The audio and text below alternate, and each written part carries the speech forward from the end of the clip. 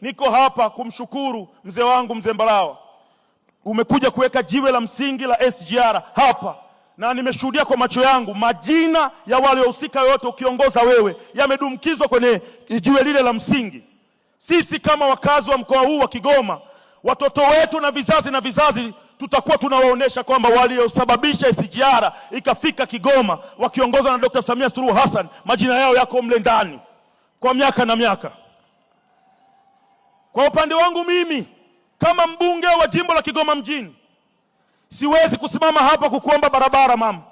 Mawaziri ni saizi yangu, tuko nao bungeni, nitaimba nao vizuri tu, watakuja kukulalamikia, lakini hawa mimi nitaimba nao wimbo mzuri.